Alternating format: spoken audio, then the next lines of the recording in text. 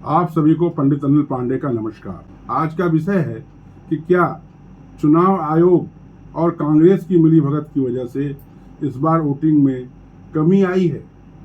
क्या चुनाव आयोग को कांग्रेस ने पटा लिया है?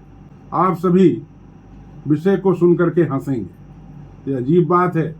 दुनिया कहती है कि चुनाव आयोग नरेंद्र मोदी की मुट्ठी में है और मैं कह रहा हूं कि चुनाव आयोग को कांग्रेस ने पटा लिया है।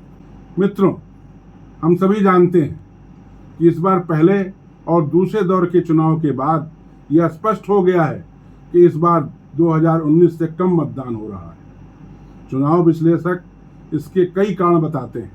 अधिकतर विश्लेषक कहते हैं कि गर्मी के कारण कम मतदान हुआ है।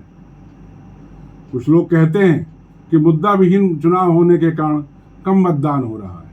मतदाता उदासीन है और वह मतदान केंद्र तक नहीं जा रहा है। हंसी आती है ये बात सुनकर। कुछ लोग कह रहे हैं कि शुक्रवार को मतदान होने के कारण इसे अवकाश का दिन घोषित कर दिया जाता है तथा शुक्रवार, शनिवार और रविवार की 3 छुट्टियां मिलने के कारण लोग शहर के बाहर घूमने के लिए निकल जा रहे हैं। एबीपी न्यूज पर बताया गया है कि मेरठ टोल टैक्स पर रोज से 3 गुनी ज्यादा गाड़ियां गुजरी। एक मतदान प्रतिशत अगर देखा जाए तो भारतवर्ष के हर शहर में जहां गर्मी ज्यादा पड़ती है और जहां गर्मी नहीं पड़ती है, सभी जगह मतदान कम हुआ है। अतः गर्मी वाली बात तो कहीं से भी सही प्रतीत नहीं हो रही है। लोग ये भी कह रहे हैं कि जहां पर लड़ाई टक्कर की है वहां पर मतदान बढ़ा है, परंतु जहां पर एक उम्मीदवार कमजोर है और दूसरा उम्मीदवार बहुत ज्यादा मजबूत है, वहां पर लोग मतदान करने के लिए बाहर नहीं निकले हैं। यह बात प्रोफेसर संजय कुमार ने सीधा सवाल के कार्यक्रम में बताया है। यहाँ पर 2 बातें ध्यान देने योग्य। पहली बात तो यह है कि दोनों ही चुनाव शुक्रवार को हुए हैं। दूसरी बात, पूरे भारतवर्ष में वोट प्रतिशत गिरा है।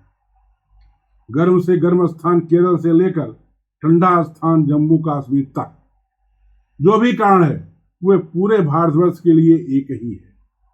शुक्रवार के दिन हमारे मुसलमान भाई जुम्मे की नमाज पढ़ने के लिए मस्जिद अवश्य जाते हैं, जिसके कारण कि शुक्रवार को अपने शहर में वे रहना पसंद करते हैं। शुक्रवार के दिन चुनाव होने के कारण मुस्लिम भाई आवश्यक रूप से अपने घर से बाहर निकले और उन्होंने वोट किया है, भले ही कितनी गर्मी रही हो। यह बात मुस्लिम बहुल मतदाता केंद्रों पर लंबी लंबी लाइनों से स्पष्ट है। 19 अप्रैल और 26 अप्रैल को शुक्रवार होने के कारण मुसलमान भाइयों ने खूब जमकर मतदान किया। वैसे भी मुसलमान भाई खूब जमकर मतदान करते ही हैं। शुक्रवार के दिन मतदान होने के कारण इसे अवकाश घोषित कर दिया जाता है। इसके उपरांत शनिवार और रविवार को अवकाश रहता है। 3 दिन का अवकाश मिलने पर घूमने के शौकीन लोग तत्काल बाहर निकल जाते हैं। यही बात सोमवार के लिए भी लागू होती है। अगर हम माने कि मतदाताओं में 5% मतदाता घूमने के शौकीन हैं, तो यह 5% की वोटिंग सोमवार और शुक्रवार को कम हो जाएगी। हिंदू और मुसलमान दोनों तरह के लोग घूमने के लिए बाहर जाते हैं, परंतु मुस्लिम मतदाता मतदान को अपने घूमने से ज्यादा अहमियत देते हैं। अतः घूमने जाने वालों में 5% हिंदू ही केवल होते हैं। 19 और 26 अप्रैल को हिंदुओं के विवाह और उपनयन के मुहूर्त थे। इसके बाद मुहूर्त जुलाई में होने के कारण लोगों ने 19 और 26 अप्रैल को विवाह करना उचित समझा।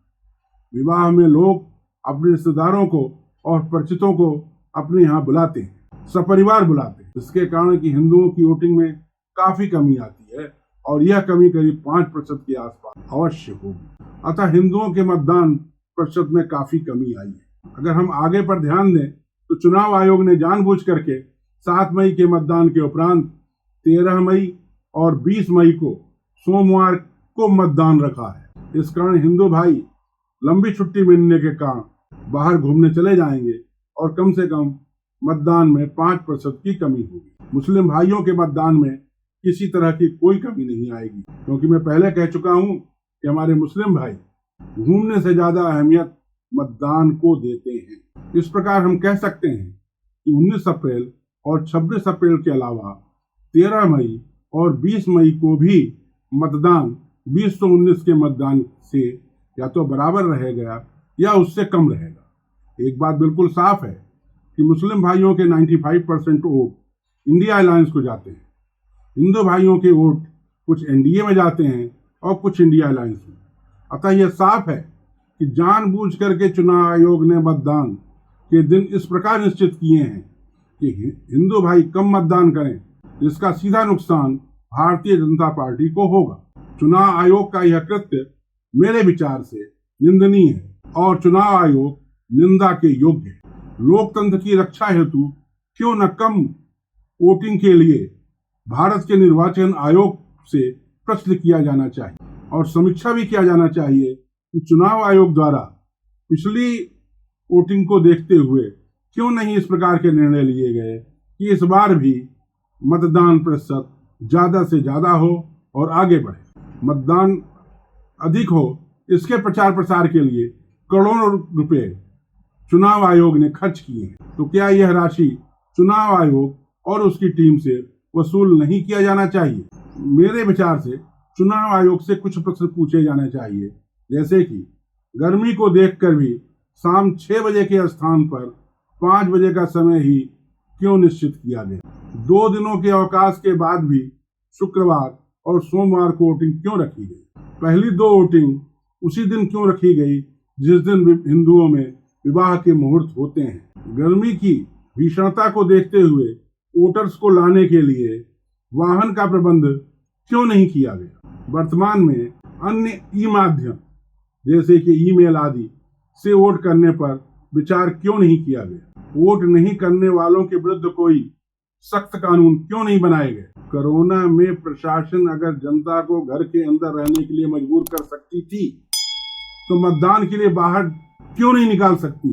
प्रशासन मतदान के दिन पिकनिक स्पॉट, मॉल, बाजार आदि पर सख्ती क्यों नहीं कर सकती है? मतदान करने वालों को नगद राशि देने का प्रावधान क्यों नहीं किया जा सकता? ऐसे बहुत से प्रश्न हैं जो कि निर्वाचन आयोग से पूछे जाने चाहिए और जिसका निर्वाचन आयोग जवाब देने के लिए बाध्य है। मां शारदा से मेरी प्रार्थना है कि चुनाव आयोग के कर्णधारों को इस प्रकार की बेईमानी करने के लिए उचित दंड मिले। जय मां शारदा।